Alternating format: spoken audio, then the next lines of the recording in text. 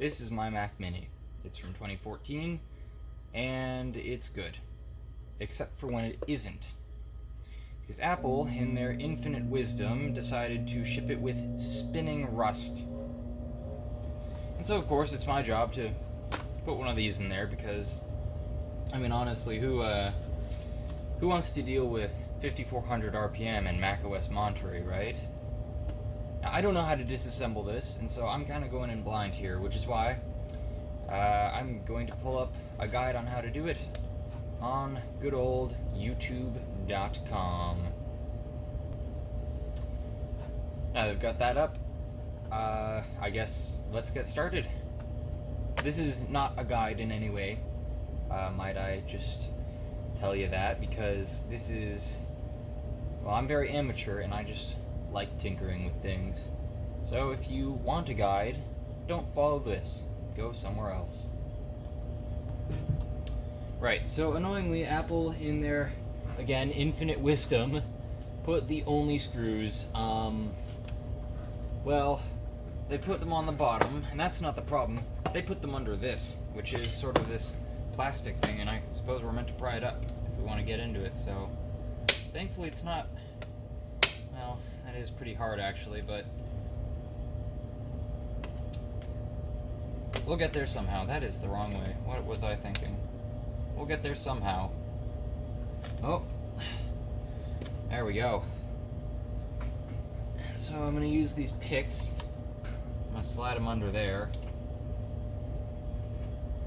Do it from here. Oh, yes. Okay, so we've got these plastic clips actually that come up, I suppose. And so now this is partially up. I'm going to drop that on the floor. So I'm going to hold this open with a pick just to make sure it doesn't close while I do this side. There we go. Oh, that wasn't actually so bad, actually. Apple, that was annoying, but I don't really think you were trying to keep anyone out, so whatever. Alright. And, okay, looks like we've got some Phillips heads. No, those aren't Phillips heads. Let me take a good look at those. I think those are Torx.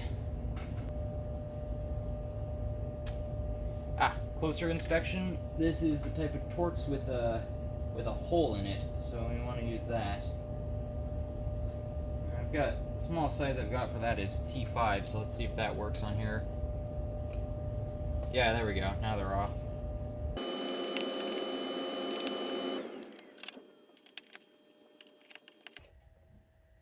Alright, that's off, and this right here, I think should just, there we go, come right off. Though the Wi-Fi card is in here, as it seems, so I'm gonna have to just lay that off to the side for now, unless, oh no, these are just the Wi-Fi antennas, so there's just one that leads out of there, so gotta be careful with prying these up, but because you can completely break them off, and then you're going to need to get or you can completely break off the sort of connection on the card for these little antennas, and then you need a new Wi-Fi card, but if you're careful, it should come off. Did I break it? Nope, it's still there. Okay. I think I just gotta push that out of that little, I guess, bracket of sorts. And I'm going to use, actually, just unscrew the bracket. That seems easier. Is this right, guys? I don't know. We'll see.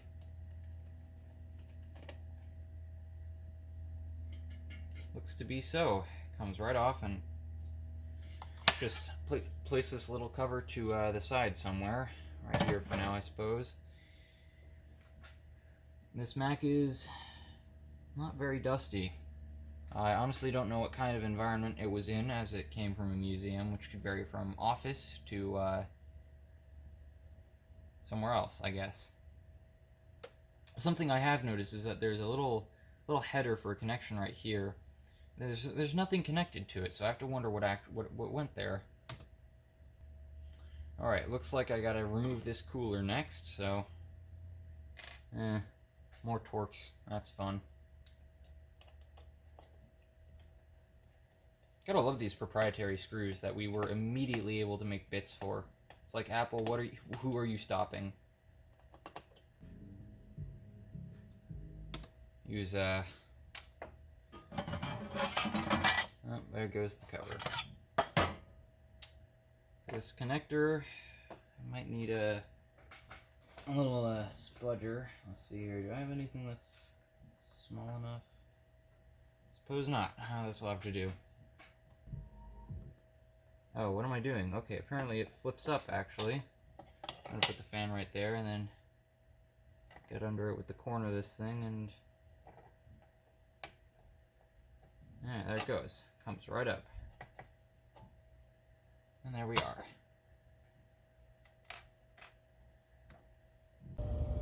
Well, annoyingly, it looks like the phone I was using, the one I'm recording on, has stopped recording, and I only noticed once I actually completed the disassembly. But I will show you. Here's the motherboard. Power supply's here too. Here's the empty case. That's right, you have to disassemble this entire thing just to get at the hard drive. Why, Apple? Why? Anyways, here's the hard drive in question. It's pretty dang thin. It's 500 gigs, and I kind of have data on here that I want to get off. So I'm thinking I'm going to clone the data from this hard drive to the solid state drive, and you're going to get to do that with me.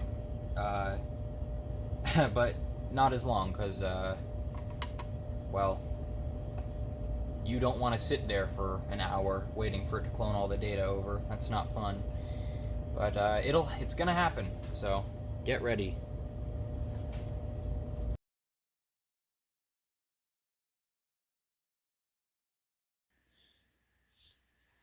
Alright, I've got a system built right here. Can't see it, but it's there. And it'll boot into Ubuntu, and it should help me get my drive's data transferred.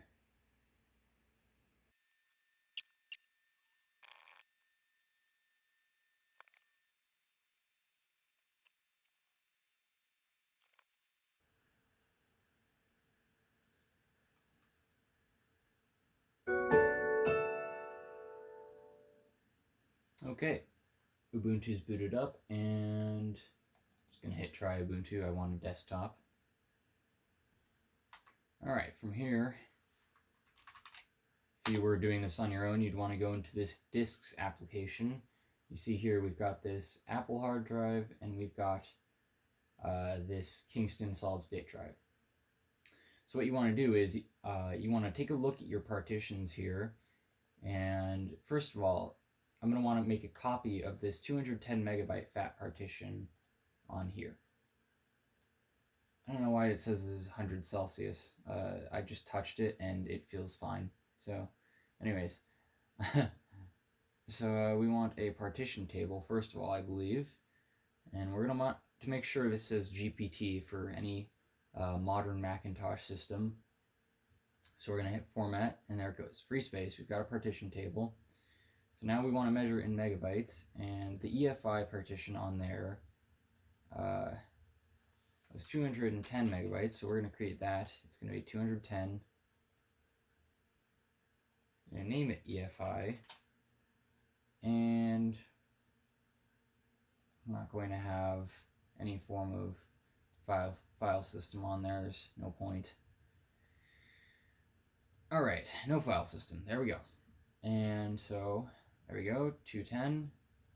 That one's 211, whatever. It's not a huge issue. So, in a terminal now, from here, we want to take a look at this. This is, let's see here.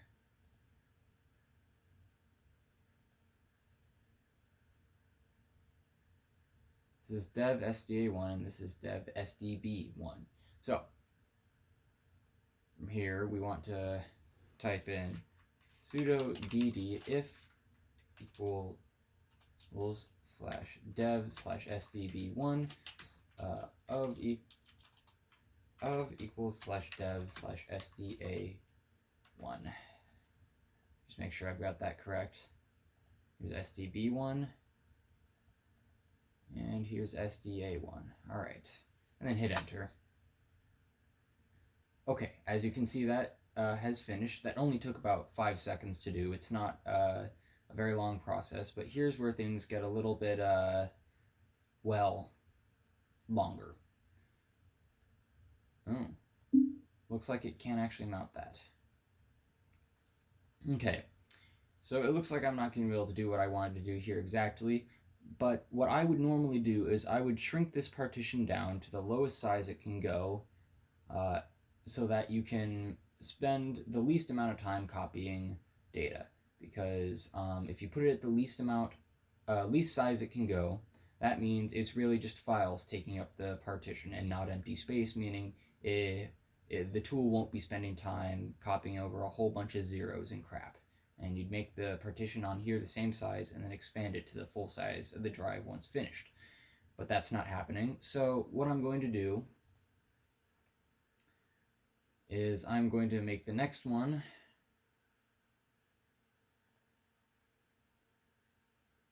and no name needed, no file system, create. And this is SDB2 and this is SDA2, and I'm just going to let it go until the drive runs out of room. And it's going to copy over a whole bunch of zeros. That's going to take a little while, but it should work in the end. Sudo dd if equals /dev /sdb2 of equals /dev /sda2, and I'm going to try something here. Status equals progress, and if all goes well, that should show me the progress, so I know how much is left. There we are. Yeah, so once that hits 240 gigs, we'll be done. And that's going to take an hour, maybe 2 hours. But once it's done, we'll be able to start putting this SSD inside that Mac Mini finally. Okay, we've got our solid state drive. And I copied it off of the hard drive, which managed to give me a headache from how much it actually managed to squeal. So that's always a good sign from a hard drive. And I don't mean that as an exaggeration. The thing actually started squealing. It's not a sound I'd like to hear again. So, here's our solid state drive, and I just need to see which way it goes in the caddy again. It's been a few hours since I took it out of here. The hard drive, I mean. See which way it's supposed to go now. Supposed to run this little cable through right here, I think. It's a little tricky, but there we go. Now we just gotta screw in the solid state drive, which might be a little bit unfun due to the specific placement of one of the screws in there, but shouldn't be a huge issue, I don't think.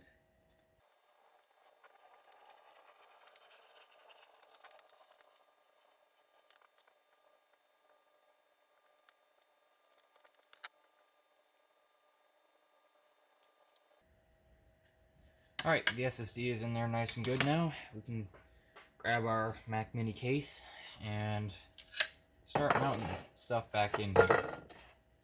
So I believe it went in this way. Right here. Yep. And then there was one screw that we put in right there. So let's just do that real quick. Oh, looks like I need a smaller bit for that one.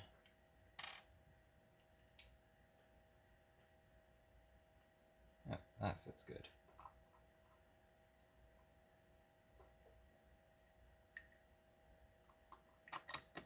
There we are. This time I'm going to make sure my phone doesn't stop recording, so you'll get to see the entire reassembly process. Yeah, so Annoyingly, this old S9 has a recording cap on video that is too high FPS or resolution or both, so I have to keep checking in on that to make sure it doesn't, stop recording. So here's our power supply, and you're supposed to put it in like this. It really just slides in. I seem to be having a bit of trouble doing it. There we are. Alright. And then I gotta do something with this power cable here, or power plug, I should say. It's a little bit annoying because it's not the easiest thing, I don't think.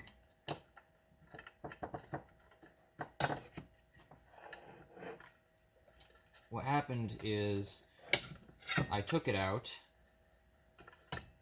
and it just sort of dangles there, and there's a certain way you're supposed to put it back in. I might watch the video. There's reassembly for this. Yes, there is reassembly. Good. Well, I suppose first I should do what this guy is doing and screw down the power supply in here first. There we are. That's the screw I need, and just quickly put that in there and screw it in. Let's align that properly. There we go.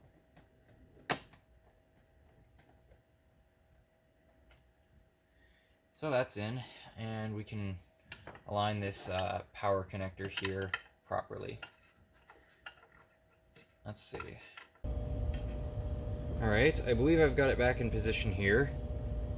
And there's a little clip that came with it, and I'm going to need to figure out how to put that back in too, because it just kind of comes out, but I might just be able to do that. Yeah, looks like that's it. Seems to be in now. And just to check, this thing does not appear to be movable, so I believe we've done this correctly. Alright, next step is to reinstall the motherboard, and I get to show you, but this motherboard is really small. I mean, it's essentially just a laptop without a battery. You've got your really crappy ass speaker, CPU's right here, Wi-Fi. Interestingly, I cannot actually find the RAM on here. That means it's probably soldered on, but I just don't know where it's soldered to. So that's kind of interesting if you ask me. That said, we just slide it in right back the way we took it out, which was like this, essentially. Except it was very hard to take out. We have to plug in this power supply cable, which is probably going to be a little tricky, I think. Oh, there we go. Now it's in. It's kind of tough to align, but it's in there now. So now we've got that in there. Just push that in, I think. Should be able to just push it in. Oh, I see. It's kind of hard to get in there. I see what's going on here. Just push it in ever so slightly. Like that. There it goes. It's almost in. Just a little more. And there we go. Our motherboard is now back in place, and I can see here I did indeed line up the power connector clearly, just to reassure myself. Okay. Alright, now I want to put these connectors back in. They're for the hard drive. And that's a little tough.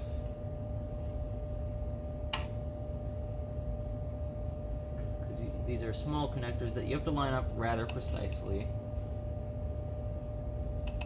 We'll get there eventually, I'm sure of it. This one here should be a bit easier. I hope. Yeah, there it goes. It's in. This one, now that's in. That was really easy once I got it all lined up. And then... Right. Now I want to put the fan on so this thing actually has ample cooling. And for that, we're going to need to screw in these standoffs right here. At least I think. Could be remembering incorrectly. Oh, you know what? These are supposed to go on top of the fan. They're not supposed to be standoffs. So in that case, put that in right there. Turn the Mac Mini this way so I can get at it a little easier. And now, just screw the suckers in. That's good. Now we need to screw this tiny one in right here.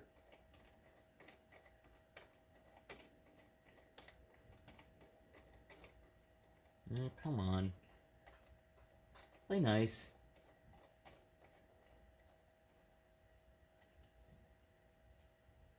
This one's not screwing in.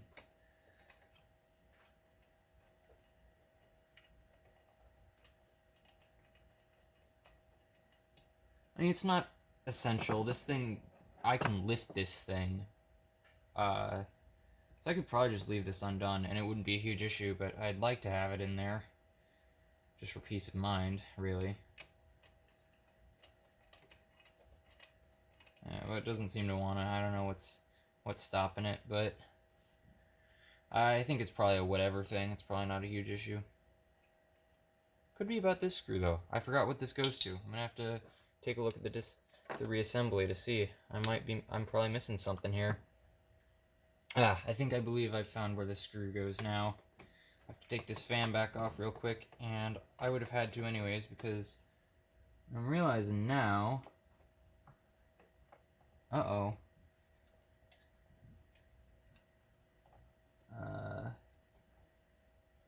These screws aren't coming quite off.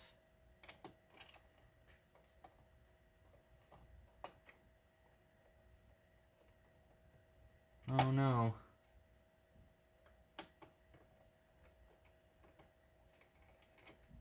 Yeah. Uh-oh. They're not coming off. That's bad. Prefer if I didn't break a Mac, or sort of, and I don't think I broke it, but sort of soft lock my Mac Mini in a way. I'd prefer not to do that. Oh, this one's coming out with a bit of a bigger bit. There we go. My phone stopped recording, but I caught it before I got too far, so to update you, I don't know exactly where my phone stopped recording, but I found out where the screw goes. Right here, underneath the fan. I also found out I forgot to hook this up properly, so I had to take it off anyways. It's alright. And now I believe, well, I should plug in the fan first, but we are almost done assembling this thing.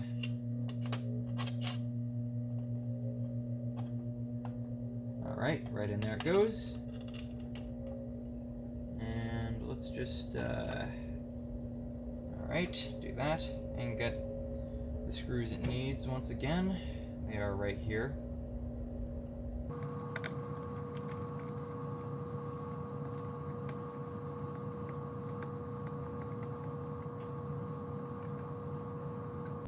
There we are. I actually got this screw in this time, so that's good.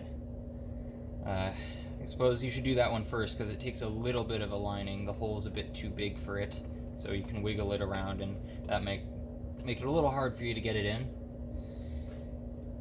Alright, and I think we're almost ready to test. Just gotta put this shroud back on and this little plastic cover. And so, this is something I do not like doing, I'm gonna be honest. And that is reconnecting the Wi-Fi antennas. They're really tiny, easy to break sometimes, just not fun. And with this one specifically, I have to get it oriented in a specific way so I can screw it in, but let's see. You really need to be precise with these to get them in. I've sat and played with these for a good 5 minutes before I got it in, so I think it might be easier if I put in this screw first, actually, now I think about it. It was this tiny screw right here. No, it was this one. I know that.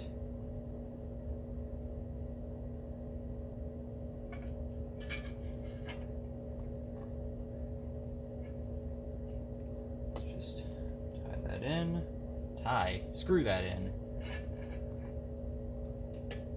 And make sure it's a little bit loose so I can move it around. To be straight, there we go. Just move this little connector here. There we are, it's in now. If you're ever confused about these Wi-Fi antennas and if it's really in, you will feel it when they go in. They have a very distinct snap feeling to them when they go in, so. Alright. Now I should be able to just line this up and screw it right back in.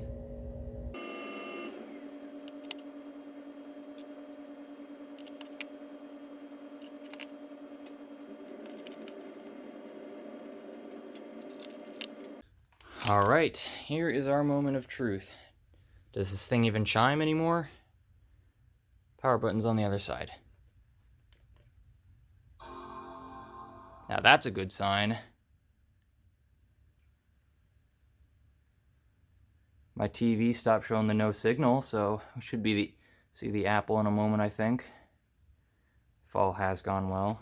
And it wants to show the Apple. It is taking kind of a while, but oh, there we are. Okay, so it looks like our cloning efforts didn't actually work. I guess it's not a huge issue. I'm not about to disassemble this thing again to clone it.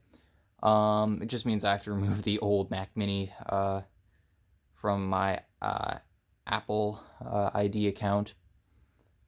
Yeah, so success. This thing still works, I think. As long as macOS installer actually detects the detects this thing, then we should be in business. Forgot internet recovery existed, so I'm actually gonna see if that works. I do have a macOS installer currently writing itself on a USB stick on the MacBook in my room if I do end up needing a macOS installer, but I figure I might try this. Hopefully this detects the SSD. That's my main worry right now, is that if it wasn't booting, either the cloning failed or it legitimately just doesn't see the SSD, in which case, shit.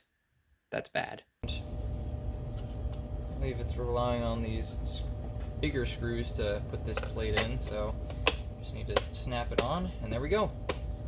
Hopefully working and reassembled. We'll see once I hook it up and power it on. But here's our Mac Mini, now SSD upgraded. Now let's give this a test. Alright, so this looks to be a bit of an older version of the macOS utilities, given by the fact that it's using the OS X utilities name, so it's probably the earliest or close to the earliest version this thing could run. Does it say what version in here? No, it doesn't. Okay. Well, let's see if it sees the disk with OS X utilities, or OS, oh yeah, it's El Capitan. That's the earliest this could run, or, yeah. So let's see if the installer can see this disk. Yep. Alright, this should 100% work. If it wouldn't, I'd be a little scared. But, yeah, definitely. Oh boy. Yeah, okay. It doesn't see the SSD. Wonderful. Okay, well if that's the case, then I guess I'm going to go back in there and see what I did wrong.